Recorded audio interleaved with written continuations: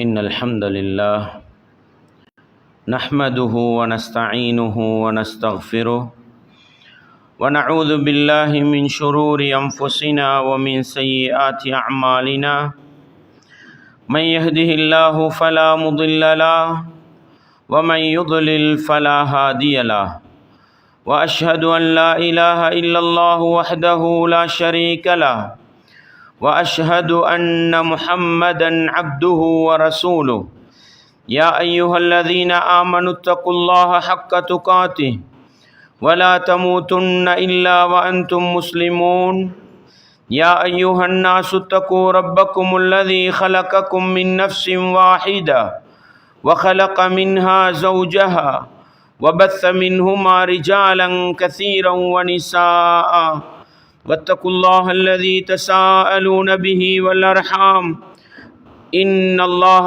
كان عليكم رقيبا يا أيها الذين آمنوا اتقوا الله وقولوا قولا سديدا يصلح لكم أعمالكم ويغفر لكم ذنوبكم ومن يطع الله ورسوله فقد فاز فوزا عظيما أما بعد فإن أصدق الحديث كتاب الله وخير الهدي هدي محمد صلى الله عليه وسلم وشر الأمور محدثاتها وكل محدثة بدعة وكل بدعة ضلالة وكل ضلالة في النار.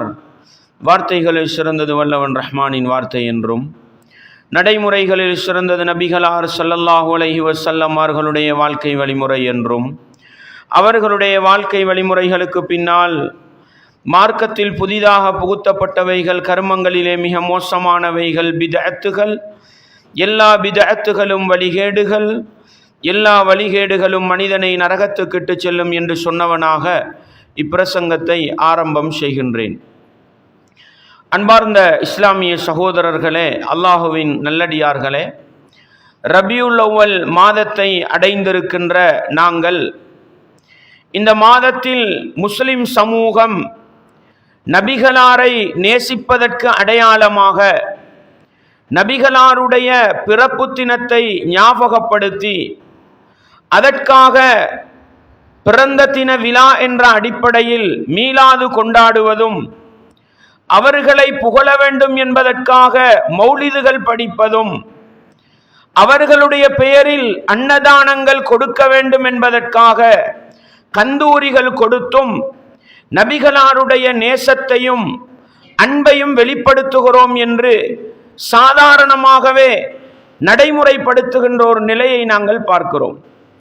எந்த அளவுக்கென்று சொன்னால், நோன்பு பெருநாளுடைய தினம் முஸ்லிம்கள் எல்லாம் விடுமுறை தினமாக கொண்டாடி கடைகளை எல்லாம் அடைத்து கொண்டாடுகின்ற ஒரு தினம், ஹஜ் பெருநாளுடைய தினம் முஸ்லிம்கள் கொண்டாட வேண்டிய சந்தோஷப்பட வேண்டிய ஒரு தினம், அதையும் தாண்டி விடுமுறை போட்டு கடைகளை எல்லாம் அடைத்துவிட்டு ஏதோ ஒரு அமைப்பில் அந்த நபிகளாருடைய பிறப்பு தினத்தை கொண்டாடுவதற்கு அங்கீகாரம் கொடுக்கின்ற ஒரு நிலையளவுக்கு இந்த நிலைமை மாறியிருக்கிறது.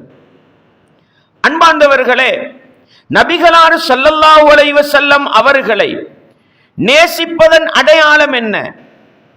ஒரு முஸ்லிம், ஒரு முஃமின் நபிகளாரை எந்த அளவுக்கு நேசிக்க வேண்டும் என்பது பற்றிய அடிப்படைகள் தெரியாததனாலதான் பிறந்த தினம் மீலாது கொண்டாடுவதன் மூலமும் கவிதைகள் பாடி மௌலிதுகள் படிப்பதன் மூலமும் சாப்பாடு கொடுத்து கந்தூரிகள் கொடுப்பதன் மூலமும் நபிகளாருடைய அன்பையும் பண்பையும் பாசத்தையும் வெளிப்படுத்த துணிந்து விட்டார்கள்.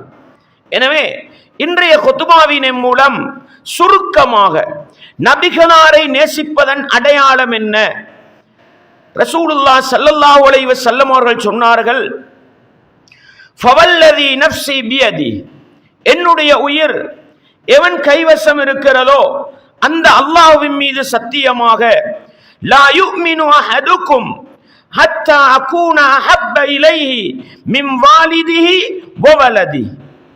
ஒரு மனிதனுக்கு தன்னுடைய பெற்றோர்கள், தன்னுடைய பிள்ளை குட்டிகள் அனைவரை விடவும் முஹம்மது நபி ஆகிய அவர்கள் விருப்பத்துக்குரியவராக மாறும் வரைக்கும் ஒரு மனிதன் முஃமினாக மாட்டான். அன்பார்ந்தவர்களே, ஒரு மனிதன் இந்த உலகத்திலே வாழுகின்ற பொழுது உண்மையான முஃமின் படைத்தவன் ரப்பு அல்லாஹ்வுக்கு நேசத்தில் முதலிடம் கொடுக்க வேண்டும். படைப்பினங்கள் என்று வந்துவிட்டால் முதல் கட்ட நேசம் நபி அவர்களுக்குத்தான். எந்த அளவுக்கு கொடுக்க வேண்டும்? தன்னுடைய பெற்றோர்களை விட, தன்னுடைய பிள்ளை குட்டிகளை விட, சில அறிவிப்புகளில் வன்னாசி அஜ்மஈன், ஒட்டுமொத்த மனித சமூகத்தை விடவும் நபிகளாரை நேசிக்க வேண்டும்.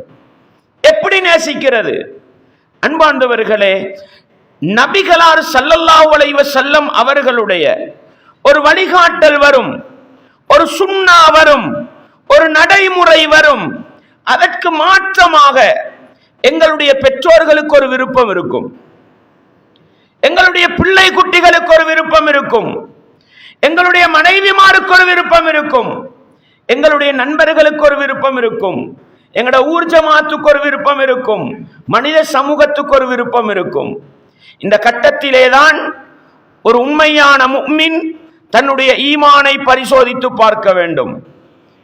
நபிகளாருடைய சுன்னாவை தூக்கி எறிந்துவிட்டு தன்னுடைய விருப்பத்தை செய்தால் அவன் நபிகளாரை விட தன்னை நேசிக்கிறான் என்றாகிவிடும்.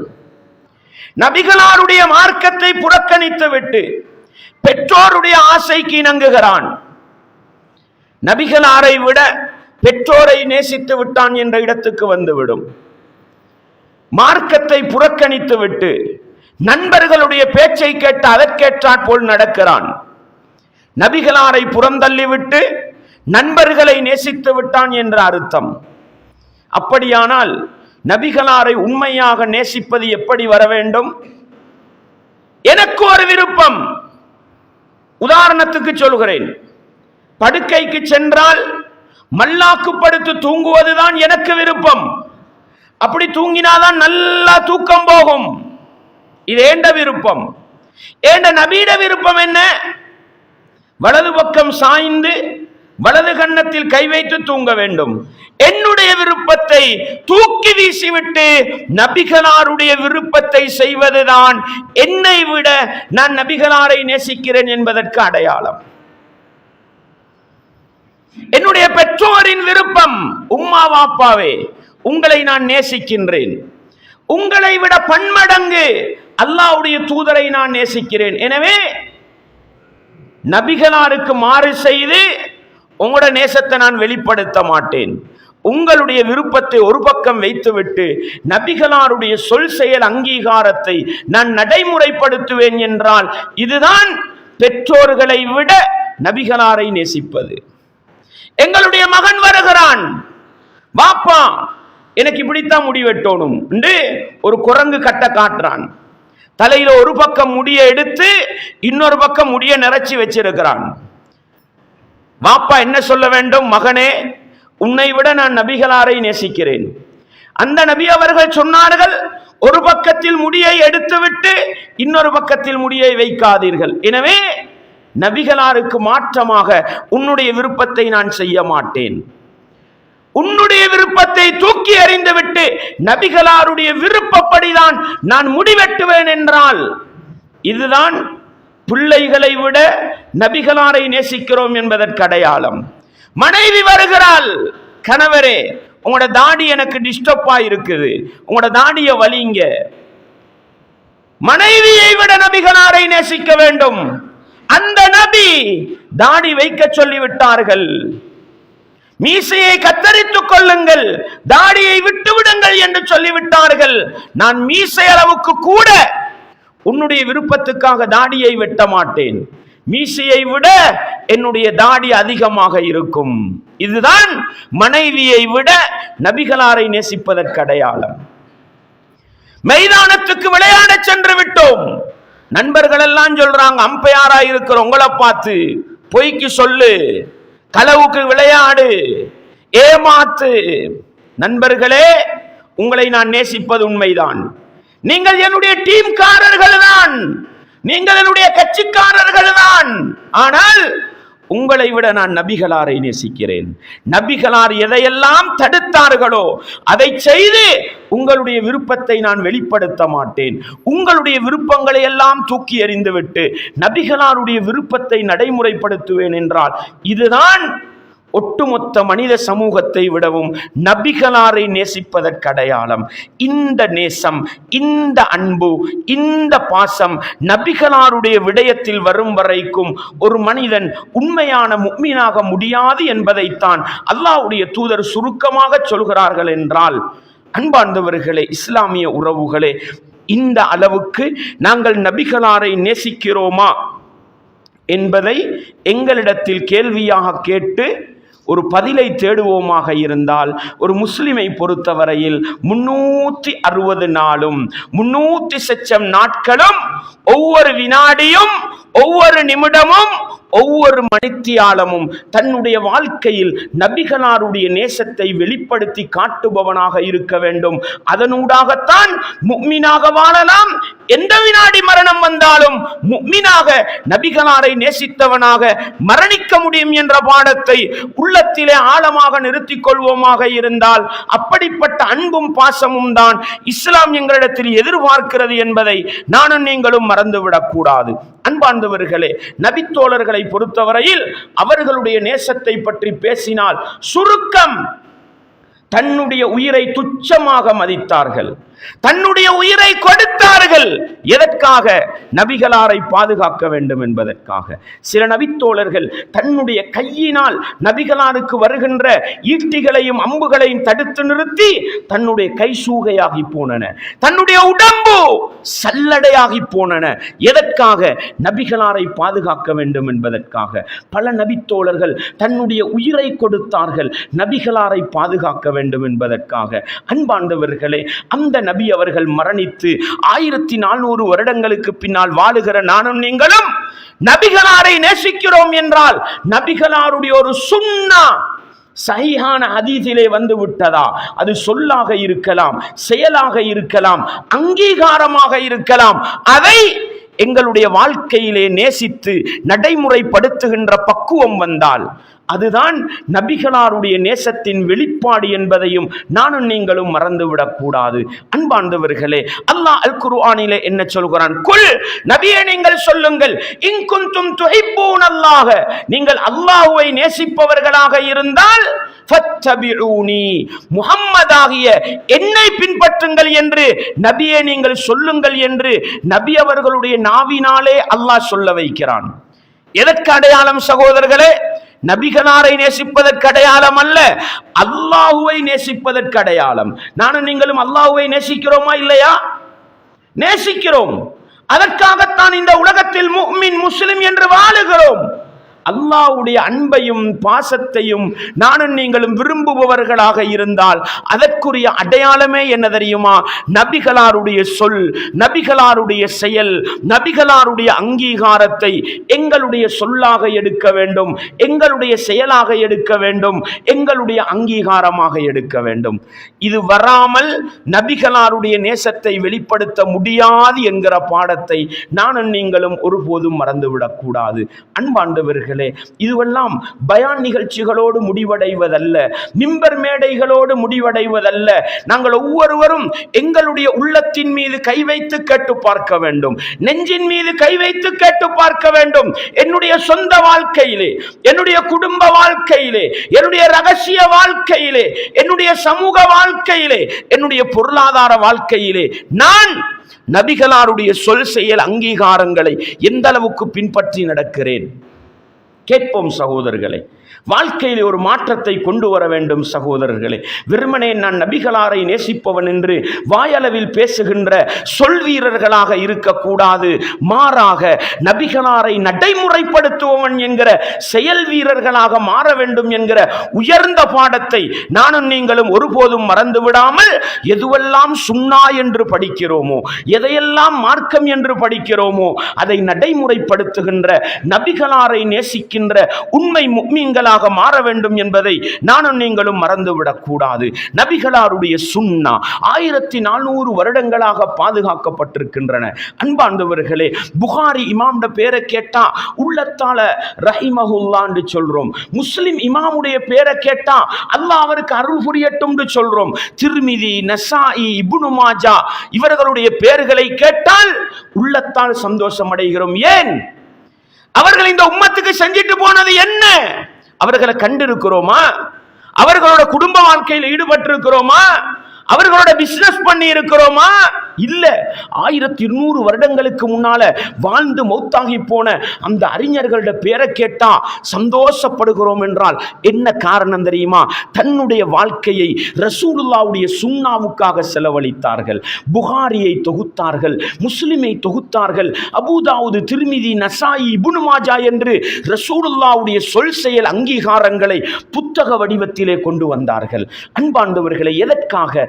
நபிகளாருடைய சுன்னாக்கள் பாதுகாக்கப்பட வேண்டும். அன்பார்ந்தவர்களே, புகாரியை புத்தகமாக வாங்கி வைத்தால் போதாது சகோதரர்களே, அதுவும் நபிகளாரை நேசிப்பதற்கு அடையாளம் தான்.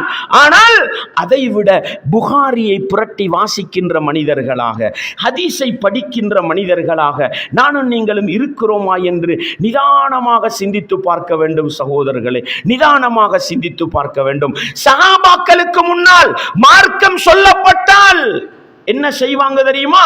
அடே, சஹாபி சொல்லிட்டாரு, நாங்க அப்படியே எடுத்து நடத்துருவோம். அப்படி மொட்டையா போக மாட்டாங்க. யாரு? சஹாபாக்களுக்கு முன்னால் சஹாபாக்கள் மார்க்கம் சொன்னாலே விளக்கம் கேட்பவர்களாக இருந்தார்கள். அன்பார்ந்தவர்களே, அல்லாஹ்வுடைய தூதர் அசர் தொழுகைக்கு பின்னால எந்த தொழுகையும் தொழ வேண்டாம் என்று தடுத்தார்கள். முஸ்லிமை புரட்டி வாசித்து பாருங்கள். இப்னு அப்பாஸ் ரலியல்லாஹு அன்ஹு சொல்லுவாங்க, நான் உமர் ரலியல்லாஹு அன்ஹு அவர்களோடு சேர்ந்து அசர் தொழுகைக்கு பின்னால யாராவது தொழுதால் அவர்களை அடித்து விரட்டி கொண்டிருந்தோம். அப்பொழுது கேள்விப்படுகிறது, நபிகளாருடைய மனைவிமார் அசருக்கு பின்னால ரசூலுல்லாஹ் தொழுததாக சொல்றாங்கன்னு கேள்விப்படுது. உடனே தன்னுடைய மாணவரை பிடிச்சு அனுப்பினாங்க, போங்க உம்மு சலமா அவங்கள்ட்ட, ஆயிஷா நாயை கிட்ட போங்க, உம்மு சலமா கிட்ட போங்க, போய் கேளுங்க, அல்லாஹ்வுடைய தூதர் அசருக்கு பின்னால தொழவானம்னு சொன்னாங்க தானே அப்படின்னு அனுப்பின நேரம் உம்மு சலமா ரலியல்லாஹு அன்ஹா சொன்னாங்க, அல்லாஹ்வுடைய தூதர் அசர் தொழுகைக்கு பின்னால் தொழ வேண்டாம் என்று தடுத்தார்கள். ஒரு நாள் அல்லாஹ்வுடைய தூதர் வீட்டிலே வந்து அசருக்கு பின்னால் தொழுததை கண்டு என்னுடைய அடிமையை பிடித்து அனுப்பினேன், நபிகளாரிடத்தில் விளக்கம் கேளுங்கள். இதுதான் நேசம் என்பது சகோதரர்களே, இதுதான் பாசம் என்பது சகோதரர்களே. நபிகளார்ட்ட போய் கேட்டாங்க, நீங்க தானே தொழவானம்னு சொன்னீங்க, அல்லாஹ்வுடைய தூதர் சொன்னாங்க, லுகருக்கு பின்னால ஒரு கூட்டம் என்னை வந்து சந்தித்தார்கள், அதனால நான் லுகருடைய சுன்னத்தை தொழ தவறிவிட்டேன், அதைத்தான் நான் இப்பொழுது தொழுகிறேன் என்று அல்லாஹ்வுடைய தூதர் சொன்னதை அந்த நபித்தோழர்களுக்கு படித்து கொடுத்தார்கள். அபூ ஹுரைரா ரலியல்லாஹு அன்ஹு அவர்கள் சொல்கிறார்கள், யார் ஜனாசா தொழுகையிலே கலந்து கொண்டு அடக்கம் செய்யும் வரையிலே இருக்கிறாரோ அவருக்கு 2 உஹது மலை அளவு நன்மை கிடைக்கும் என்று சொல்கிறார்கள். இப்னு உமர் ரலியல்லாஹு அன்ஹு ஹதீஸ்களை மாமேதை சஹாபாக்களில் என்ன சொன்னார்கள்? உடனே தன்னுடைய மாணவரை பிடித்து அனுப்பினார்கள், ஆயிஷா நாயை கிட்ட போங்க, அபூ ஹுரைரா இப்படி ஒரு செய்தியை சொல்றாங்க, இது சரியானு கேளுங்க. அனுப்பினாங்க. அன்பார்ந்தவர்களே, ஆயிஷா நாயி சொன்னாங்க, சதக அபூ ஹுரைரா, ஜனாசா தொழுகையிலும் கலந்து கொண்டு அடக்கும் வரைக்கும் இருந்தால் 2 உஹது மலை அளவு நன்மை கிடைக்கும். உமர் ரலியல்லாஹு அன்ஹு தொழுகை வரைக்கும் இருந்தான்றதை விளங்கி இருந்தாங்க, அடக்கும் வரைக்கும் இருந்தால் 2ன்றதை விளங்கி இருக்கல்ல. ஆயிஷா நாய் சொன்னாங்க, அபூ ஹுரைரா சொல்வது உண்மை என்று இப்னு உமர் அவர்களை போய் சொல்லுங்கள் என்று சொன்ன பொழுதுதான் சொன்னார்கள், லக்கது ஃபர்ரத்னா ஃபீ கராரீத கஸீரா, நாங்கள் அதிகமான உஹது மலை நன்மைகளை இழந்து விட்டோம் என்று கை சேதப்பட்டாங்க. என்ன சொல்ல வருகிறேன் தெரியுமா? மார்க்கத்தை படிப்பது ஹதீஸின் அடிப்படையில் படிக்க வேண்டும். இதுதான் நபிகளாருடைய நேசத்தின் அடையாளமே அல்லாமல் நபிகளார் என்னமோ காட்டித்தர நாங்கள் எதையோ செய்துவிட்டு போனால் இது நபிகளாரின் நேசத்தின் அடையாளமாக இருக்காது. எனவே புகாரி, முஸ்லிம் போன்ற ஹதீஸ்களை மாமேதைகள் ஹதீஸ்களை தொகுத்தார்கள் என்றால் நபிகளாருடைய நேசம் பாசத்தின் வெளிப்பாடு. அதனை படிப்பதும் அதனை வாசிப்பதும் தான் நபிகளாருடைய நேசத்தின் அடையாளமாக இருக்க போகிறது. அன்பார்ந்தவர்களே, இஸ்லாமிய உறவுகளே, அதே போன்று புகாரி இமாம், முஸ்லிம் இமாம் அவங்க எப்படி அந்த ஹதீஸ் கிதாபை தொகுத்து தொகுத்தாங்க தெரியுமா? 3 லட்சத்துக்கும் அதிகமான ஹதீசுகளை மனனம் செஞ்சு. எத்தனை? 3 லட்சத்துக்கும் அதிகமான ஹதீசுகளை மனனம் செய்து புகாரியில வெறுமனே 7000 இலக்கம் போடப்பட்ட ஹதீஸ், சுருக்கி பார்த்தா 4000 ஹதீஸ். முஸ்லிம்ல இலக்கம் 12,000 இருக்கும், சுருக்கி பார்த்தால் 4000 ஹதீஸ். எத்தனையில இருந்து? 3 லட்சத்துக்கும் அதிகமான ஹதீசுகள்ல இருந்து. என்ன செஞ்சாங்க? அடுத்த ஹதீசுகளை மறைச்சாங்களா? அழிச்சு போட்டாங்களா? இல்லை சகோதரர்களே, சஹீஹான ஹதீசுகள் மட்டும் பாதுகாக்கப்பட வேண்டும். இந்த புத்தகங்களை தனித்து தொகுத்தார்கள். ஏனைய அறிஞர்கள் எல்லா ஹதீசுகளையும் தொகுத்துட்டு திருமிதி இமாம் போடுவாங்க, இந்த ஹதீஸ் சஹீஹான ஹதீஸ். அபூதாவூத் இமாம் போடுவாங்க, இந்த அறிவிப்பாளர் தொடர் நம்பகமான அறிவிப்பாளர் தொடர். ஏன் இவ்வளவு பேணுதல் காட்டினாங்க? லைஃப் என்றால் லைஃப் என்றார்கள், பலவீனம் என்றால் பலவீனம் என்றார்கள். எந்த அறிவிப்பாளர் தொடர்ல சஹீஹா லைஃபான்னு டவுட்டா இருந்துச்சோ அதை விட்டுட்டு போனாங்க. நீங்க ஆய்வு செய்து எடுத்துக்கொள்ளுங்கள். நபிகளாரை நேசிப்பதன் அடையாளம் என்ன தெரியுமா? அரபுல வாரதையெல்லாம் ஹதீஸ் எடுக்கப்படாது, ஒரு ஹஸரத் சொல்றதையெல்லாம் மார்க்கம் என்று எடுக்கக்கூடாது. எதனை ரசூலுல்லாஹ் சொன்னார்கள், இது சஹீஹா வந்திருக்கிறது என்று வருகிறதோ அதைத்தான் எடுக்க வேண்டும். உமர் ரலியல்லாஹு அன்ஹுடைய காலத்துல பாருங்க, அபூ சயீத் அல்-குத்ரி ரலியல்லாஹு அன்ஹு சொல்லுவாங்க, நாங்க அன்சாரிகளுடைய மஜ்லிஸிலே அமர்ந்து மார்க்கம் படித்துக் கொண்டிருக்கின்ற பொழுது அபூ மூசா ரலியல்லாஹு அன்ஹு நடுங்கியவராக எங்களை நோக்கி வந்தார். நடுங்கிக்கிட்டு வாராரு, வந்து சொன்னாரு, உமர் ரலியல்லாஹு அன்ஹு அவங்க என்னை வர சொன்னாங்க அவங்களோட இடத்துக்கு.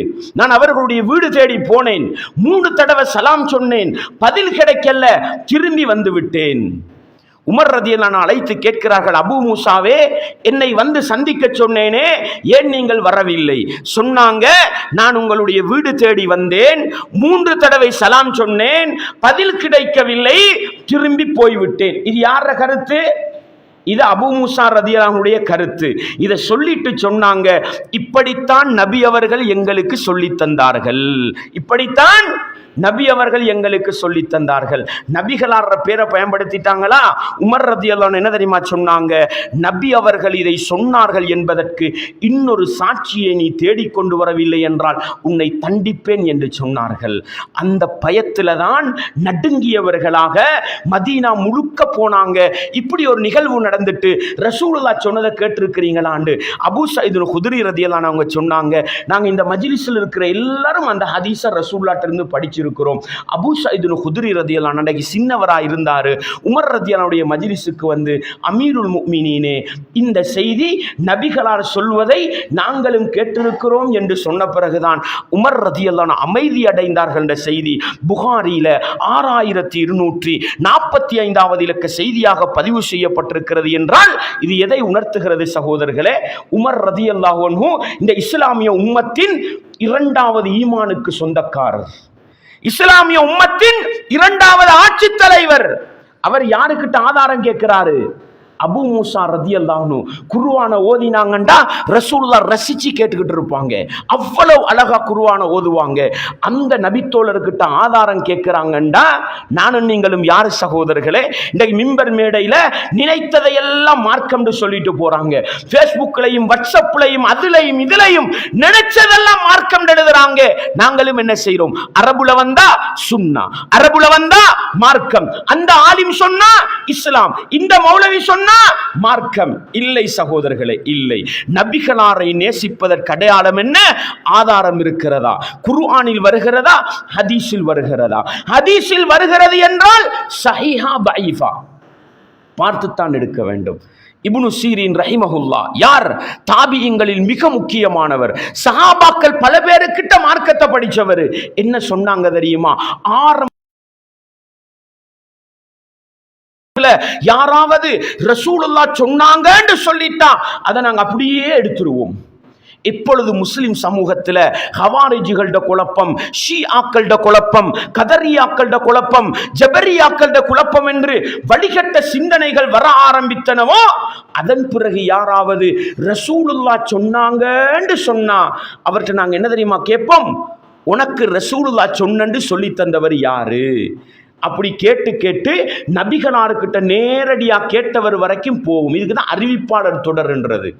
ரசூலுல்லாஹ்ட்ட இருந்து அறிவிப்பு செஞ்ச எல்லாரும் நம்பகமானவங்களா இருந்தா அவங்களோட ஹதீஸை எடுப்போம். அதுல யாராவது ஒரு வழிகேடர் வந்திருந்தால் அந்த ஹதீஸை எடுக்க மாட்டோம் என்று சொன்ன செய்தியை முஸ்லிம் இமாம் அவர்கள் தன்னுடைய முன்னுரையிலே பதிவு செய்திருக்கிறார்கள். அல்லாஹு அக்பர். எனவே ஒரு ஹதீஸை சஹீஹ் தைஃப் பார்க்கிறது நபிகளாரை நேசிப்பதற்கு அடையாளம் சகோதரர்களே. அரபுல வந்துட்டா ஒரு ஆலிம் சொல்லிட்டா அதெல்லாம் மார்க்கமாகாது. ஆதாரத்தின் அடிப்படையில் வந்ததுதான் மார்க்கம். அதை தேடி பின்பற்றுவதுதான் நபிகளாரை நேசிப்பதன் அடையாளம் என்பதை நானும் நீங்களும் உள்ளத்திலே ஆழமாக நிறுத்திக் கொண்டு இப்படிப்பட்ட நபிகளாரை உண்மையான முறையில் நேசிக்கின்ற மனிதர்களாக மாற வேண்டும் என்ற பாடத்தை இன்றைய குத்துபாவினூடாக விளங்கி கொண்டு அன்பார்ந்தவர்களே, 300 லட்சம் நாளும் எங்களுக்கு ரபியுல் அவ்வல் முக்கியம் அல்ல, எங்களுக்கு ரபியுல் ஆகிர் முக்கியம். அல்லாஹ்வுடைய தூதர் ரபியுல் அவ்வல் மாதத்துக்கு மட்டும் அனுப்பப்பட்டவர் அல்ல. 23 வருட காலம் இந்த உலகத்திலே வாழ்ந்து ஒட்டுமொத்த இஸ்லாத்தையும் 360 நாளும் நடைமுறைப்படுத்தி காட்டிய மாதிரி நாங்களும் நபிகளாரை நேசிப்பவர்கள். குர்ஆன் ஹதீஸோடு ஆதாரத்தின் அடிப்படையில் வந்தது, சஹீஹான அறிவிப்பாளர் தொடர்களில் வந்தது, சுன்னா என்று தரிபட்டதை எங்களுடைய வாழ்க்கையிலே நடைமுறைப்படுத்துவதன் மூலம் நபிகளாரை நேசிக்கிற மனிதர்களாக மாற வேண்டும். நபிகளாரை ஒருவர் விமர்சிக்கிறார், நபிகளாருக்கு ஒருவர் ஏசுகிறார், நபிகளார் மீது ஒரு குறை சொல்கிறார் என்றால் எங்கள் மீதுள்ள கடமை என்ன சகோதரர்களே? எங்கள் மீதுள்ள கடமை என்ன? அல்லாஹ் எங்களுக்கு தந்த அறிவை வைத்து நபி அவர்களை பாதுகாக்க வேண்டும், நபிகளாரை பற்றிய நல்ல செய்திகளை எழுத வேண்டும். நபிகளார் இந்த உலகத்துக்கு வந்த மிகச்சிறந்த ஒரு மனிதர், நீங்கள் விமர்சிப்பது போன்று மோசமானவர் அல்ல என்பதை எடுத்து காட்டுகின்ற அளவுக்கு எழுத்துக்களின் மூலம் எழுதலாமா, பேச்சுக்களின் மூலம் பேசலாமா, சம்பாஷணைகள் மூலம் எடுத்து சொல்லலாமா? எந்த துறையில் ஆற்றல் இருக்கிறதோ அந்த துறையில் எடுத்து வைக்க முடியுமாக இருந்தால் நபிகளாருக்கு வருகின்ற விமர்சனங்கள், ஏச்சு பேச்சுக்களிலிருந்து நபிகளாரை பாதுகாக்க போராடுவதும் நபிகளாருடைய நேசத்தின் உச்சகட்ட வெளிப்பாடு என்பதை நானும் நீங்களும் மறந்து விடாமல் உள்ளத்திலே நிறுத்திக் கொண்டு இந்த எல்லா பகுதிகளிலும் நபிகளாரை நேசித்து அதன் மூலம் நபிகளாரை பின்பற்றுகின்ற நல்ல மனிதர்களாக வாழ்ந்து மரணிக்க நானும் நீங்களும் முயற்சி செய்ய வேண்டும். வல்லவன் ரஹ்மான் எனக்கும் உங்களுக்கும் துணை புரிய வேண்டும். வ ஆகிரு தஅவானா அனில் ஹம்துலில்லாஹி ரப்பில் ஆலமீன்.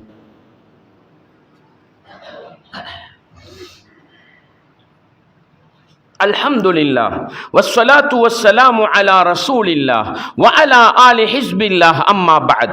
அன்பார்ந்த இஸ்லாமிய சகோதரர்களே, அல்லாஹுவின் நல்லடியார்களே, நபிகளாரை நேசிப்பதன் அடையாளத்தில் மிக முக்கியமான அடையாளம் எது குர்ஆனில் வரவில்லையோ, எது ஹதீஸில் வரவில்லையோ, எது குர்ஆன் ஹதீஸின் அடிப்படையில் வரவில்லையோ அப்படிப்பட்ட எந்த ஒரு விடயத்தையும் இஸ்லாத்தின் பெயரால் சொல்லக்கூடாது. ஏன்? அல்லாஹ் ஹராமாக்கி இருக்கக்கூடியதில் மிக மோசமானது எது தெரியுமா? உங்களுக்கு எதில் அறிவில்லையோ அப்படிப்பட்ட விடயத்தை அல்லாஹ்வுடைய பெயரால் சொல்வது பெரிய பாவம் சகோதரர்களே. அல்லாஹ்ட விஷயத்துல போய் சொல்றது என்றால் மார்க்கத்தில் போய் சொல்றது. மார்க்கத்தில் ஒன்று இருக்குதுன்னா யாரு சொல்லி தரணும்? அல்லாஹ் சொல்லி தரணும் அல்லது அல்லாஹ்ட தூதர் சொல்லி தரணும். அவங்க ரெண்டு பேருமே சொல்லி தராத ஒன்றை நானும் நீங்களும் மார்க்கம் என்று சொன்னால் அது அல்லாஹுவை மிஞ்சி போகின்ற காரியம். இது இஸ்லாத்தின் பார்வையில் மிகப்பெரிய பாவம். அதே போன்றுதான் நபிகளாரை நேசிக்கிற நானும் நீங்களும் நபிகளார் சொன்னார்கள் என்பதற்கு ஆதாரம் தெரியாது என்றால் நபிகளார் சொன்னார்கள் என்று வார்த்தையை பாவிக்க கூடாது. நபிகளார் சொன்னார்கள் என்ற வார்த்தையை பாவிக்க கூடாது. அன்பாண்டவர்களே, ரசூலுல்லாஹ் என்ன சொன்னாங்க? மன் கதிப அலைய முத்தஅம்மிதன் ஃபல்யதபவ்வ மக்அதஹு மினன் நார். யார் என் மீது வேண்டுமென்று ஒரு பொய்யை சொல்லுகின்றாரோ அவர் நரகத்தில் ஒரு இடத்தை ஒதுக்கி கொள்ளட்டும். நஊது பில்லாஹ். உலகத்தில் இருந்து கொண்டு நரகத்தில் சீட் புக் பண்ற வேலை என்ன தெரியுமா? நபிகளார் பேர்ல போய் சொல்றது, நபிகளார் சொல்லி தராத, நபிகளார் காட்டி தராத, நபிகளார் அங்கீகரித்து தராத ஒரு விடயத்தை மார்க்கம் என்று சொன்னால் அது நபிகளார் மார்க்கத்தில் போய் சொன்ன கூட்டத்தில் கொண்டு போய் சேர்க்குமா இல்லையா? அதனால சகோதரர்களே, இன்றைக்கு வேகமாக தொலைத்தொடர்பு சாதனங்கள் வளர்ந்து போயிருக்கிற காலம். எங்கேயோ ஒரு மூலையில இருந்து கொண்ட ஒரு சைத்தான், ஒரு வழிகேடன், மார்க்கத்துக்கு முரணாக நடப்பவன், இப்படி ஒரு திக்ர் இருக்கிறது, இப்படி ஒரு ஸலவாத் இருக்கிறது, இந்த சூறாவை இத்தனை தடவை ஓதினா இத்தனை நன்மையாம், இந்த நோய் குணமாகுமாம், பொருளாதார நெருக்கடி போகுமாம், உடனே ஷேர் பண்ணியாச்சு, தேடி பார்க்கிறது இல்லை. 10 பேருக்கு அனுப்பியாச்சு, தேடி பார்க்கிறது இல்லை. சகோதரர்களே, நபிகளாரின் மீது பொய் சொல்வது நரகத்தில் ஒரு இடத்தை ஒதுக்கிக் கொள்வதற்கு காரணமாகிவிடும். அல்லாஹ்வுடைய தூதர் சொன்னாங்க, பொய் என்று அறியப்பட்ட ஒன்று எப்ப பொய் என்றுவோம், எப்ப பொய் என்றுவோம், நான் தெரியும் வரைக்கும் அது பொய் தான். அதுதானே உண்மை. நீங்க சொல்லாத ஒருத்தர் சொன்னார், அவர் பொய் சொல்கிறார். ரசூலுல்லாஹ் சொன்னாங்க, நபி அவர்கள் சொல்லாத ஒன்றை யாராவது ஒருவர் அறிவிப்பு செய்வாராக இருந்தால் அவர் பல பொய்யர்களில் ஒரு பொய்யருண்டாங்க. அந்த செய்தியை எடுத்து விட்டவர் ஒரு பொய்யரு, அதை பரப்புபவர் இன்னொரு பொய்யரு, அதை நம்புபவர் இன்னொரு பொய்யரு. மிச்சம் கவனமா இருக்கணும் சகோதரர்களே. நபிகளாரை நேசிப்பதற்கு அடையாளம், நபிகளாரின் மீது நாங்க பொய் சொல்லவும் கூடாது, அடுத்தவன் ஆதாரம் இல்லாத பொய்யான செய்திகளை பரப்பும் பொழுது அதை அடுத்தவர்களுக்கு பரப்பவும் கூடாது. அந்த அளவுக்கு நபிகளாரை நேசிக்கிற நானும் நீங்களும் அல்லாஹ்வுடைய மார்க்கத்துல குர்ஆன்ல வந்திருக்குதா, ஹதீஸ்ல ஆதாரப்பூர்வமான செய்தியில வந்திருக்குதா, வந்தது தெரியுமா, ஆதாரத்தோடு எடுத்து சொல்லுவோம். இல்லையா வாய் மூடி மௌனியாக இருப்போம் என்பது நபிகளாரை நேசிப்பதற்கு அடையாளம். அன்பாண்டவர்களே, இந்த அடையாளத்தை வைத்துக் கொண்டு நாங்கள் வருவோம் சகோதரர்களே. இந்த உலகத்தில் நபிகளார் ஸல்லல்லாஹு அலைஹி வஸல்லம் அவர்கள் எத்தனை வருட காலங்கள் வாழ்ந்தார்கள்? எத்தனை வருட காலம் வாழ்ந்தார்கள்? 63 வருட காலம் கூடாமல் குறையாமல் வாழ்ந்தார்கள். அப்படித்தானே படித்திருக்கிறோம். அல்லாஹ்வுடைய தூதர் பிறந்தது ரபியுல் அவ்வல் மாதம். எந்த டேட்ல பிறந்தாங்க கிட்டத்தட்ட 20க்கும் அதிகமான கருத்து இருக்குது. இதை பதிவு செஞ்சது யாரு? இப்னு ஹஜர் அஸ்கலானி, ஷாஃபி மதுஹபை சார்ந்த இமாம். 20க்கும் அதிகமான கருத்து. ரபியுல் அவ்வல்ல பிறந்தாங்க, எந்த டேட்ல பிறந்தாங்க? வரலாற்று ஆசிரியர்கள் எழுதுகிறார்கள், அல்லாஹ்வுடைய தூதர் ரபியுல் அவ்வல் மாதம் 9 பிறந்தார்கள் என்பதுதான் நட்சத்திர கணக்குப்படி சரியான கணக்குன்றாங்க. ஆனா மக்களுக்கிட்ட ரபியுல் அவ்வல் 12 பிரபல்யம் அப்படின்றாங்க. அல்லாஹ்வுடைய தூதர் மரணித்தது ரபியுல் அவ்வல் 12 தான். அன்பார்ந்தவர்களே, அல்லாஹ்வுடைய தூதர் ஹிஜ்ரத்து போய் சேர்ந்ததும் ரபியுல் அவ்வல் 12 தான். அல்லாஹ்வுடைய தூதர் 63 வருட ரபியுல் அவ்வலை சந்திச்சாங்க தானே. மக்கால முஹம்மதாக இருக்கும் பொழுது 40 ரபியுல் அவ்வல், அப்படித்தானே.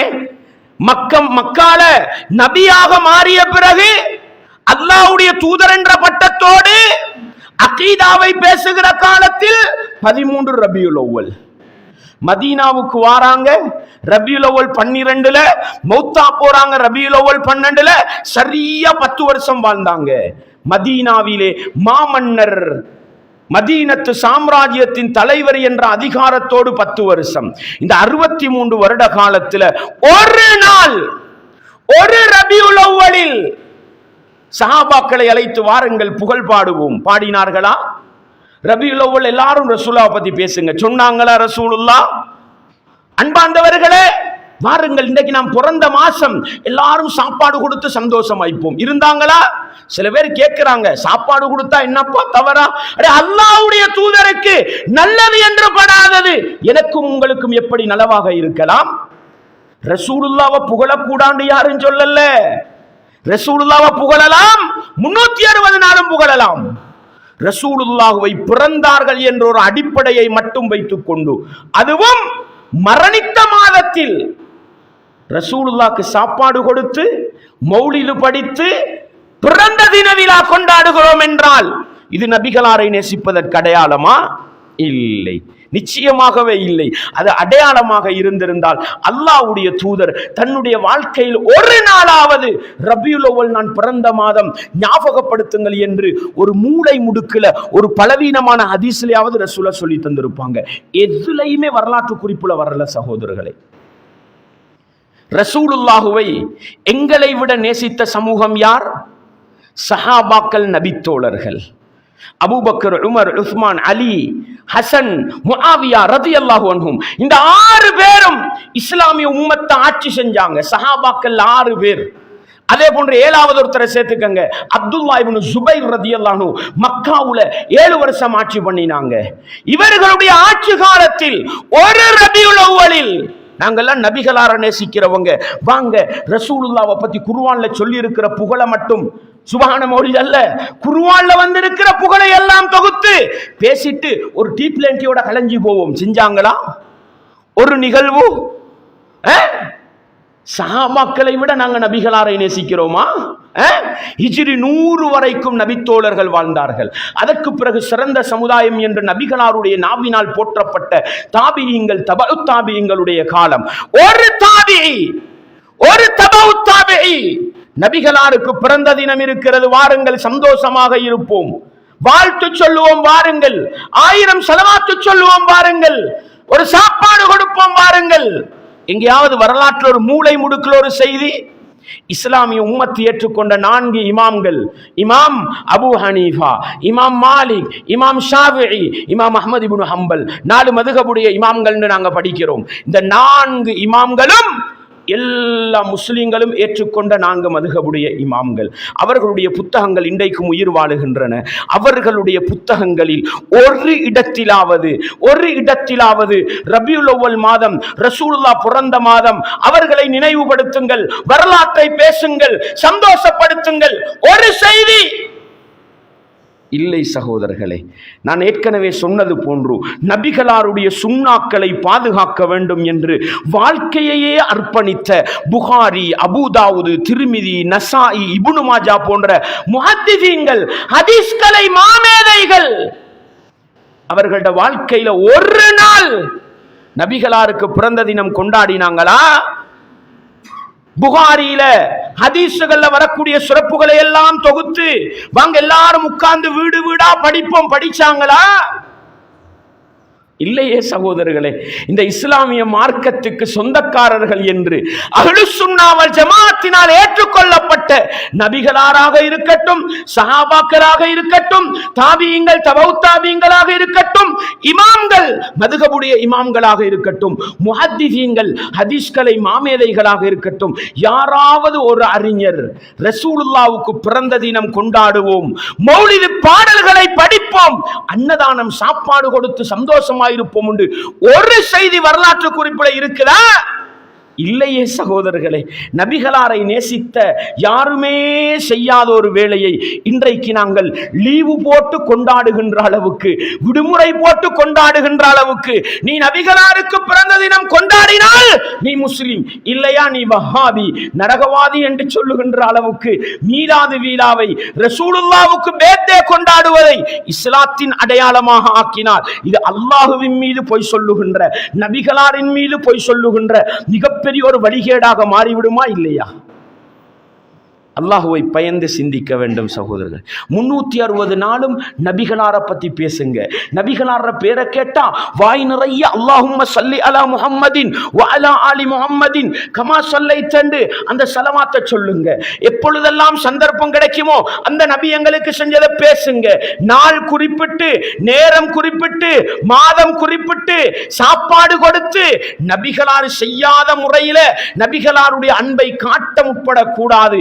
இது எங்களை பித்அத் என்ற இஸ்லாத்தில் உள்ள மிகப்பெரிய பாவத்தின் பக்கம் அழைத்து செல்லும் என்பதை நானும் நீங்களும் மறந்து விடாமல் உள்ளத்திலே நிறுத்திக் கொள்ள வேண்டும். அன்பார்ந்தவர்களே, இஸ்லாமிய உறவுகளே, எனவே நபிகளாரை எப்படி நேசிக்க வேண்டும், எப்படி நேசிக்க கூடாது என்ற பாடத்தை நானும் நீங்களும் மறந்துவிடக் கூடாது. அன்பார்ந்தவர்களே, ரசூலுல்லாஹ்வை புகழேலாதா? யார் புகழக்கூடாது என்று சொன்னது? இஸ்லாமிய வரம்புக்குள் இருந்து ரசூலுல்லாஹ்வை தாராளமா புகழலாம், வரம்பு மீறி புகழக்கூடாது. இன்றைக்கு ரசூலுல்லாஹ்வை புகழுகிறோம் என்பதற்கு அடையாளமாக வைத்திருக்கின்ற சுபஹான மௌலிது, சுபஹான மௌலிது அல்லது யா ரசூலல்லாஹ் பாடல் அல்லது அமின் ததக்குரு ஜீரானும் பிதி சலமி என்று ஆரம்பிக்கிற அந்த மௌலிது புர்தா ஷரீஃப், இதெல்லாம் அல்லாஹ்வுக்கு நிகராக நபிகளாரை கொண்டு போய் நிறுத்தி அல்லாஹ்வுடைய அதிகாரங்களை எல்லாம் அப்படியே முஹம்மது நபிக்கு கொடுக்கின்ற ஷிர்க்கை அள்ளிவிட்டிருக்கின்ற பாடல் காவியங்கள் சகோதரர்களே, அதை சொல்ல இந்த நேரம் இடம் கொடுக்காது. உங்களுக்கு வசதி இருந்தால் ரசூலுல்லாவை பற்றி 360 நாளும் பேசுங்க, 360 நாளும் எழுதுங்க. ரசூலுல்லாஹ்வோட புகழை இந்த உலகத்தில் பேசி முடிக்க இயலாது, 360 நாளும் பிரச்சனை இல்லை. ஆனால் நபிகளாரை புகழுகிறோம் என்ற போர்வையில் சுபஹான மௌலிது காவியத்தை எடுத்துக்கொண்டால் நஊது பில்லாஹ். அதுல முதல் சகோதரர்களே, அதை எழுதினவர் யார்? உலகத்தில் அட்ரஸ் இல்லாத, அடையாளம் இல்லாத ஒரு புத்தகம் என்றால் அது ரசூலுல்லாஹ்வை புகழுகிறோம் என்று வைத்துக் கொண்டு பேசப்படுகிற சுபஹான மௌலிது தான் சகோதரர்களே. ஏன் முஹம்மது முதுலி எழுதினாரா, முஹம்மதுல் கஸ்ஸாலி எழுதினாரா? இன்று வரைக்கும் தீர்வில்லை. அட்ரஸ் இல்லாத புக்கு. அன்பார்ந்தவர்களே, அந்த புத்தகத்தை புரட்டி ஒவ்வொரு பக்கமும் பார்த்தால் படிக்கிறாரு, யா சய்யிதி யா ரசூலல்லாஹி குத் பியதி மாலி சிவாக வலா அல்வி இலா அஹதி. அல்லாஹுவின் தூதரே, என்னுடைய உதவியாளரே, என்னுடைய கையை பிடியுங்கள், உங்களை விட்டா எனக்கு உதவி செய்ய யார் இருக்கிறா? பசத்து கஃப ஃபாக்கதி வன்னாதமி அர்ஜு ஜஸீல ஃபضலிக்கும் வல் கரமி.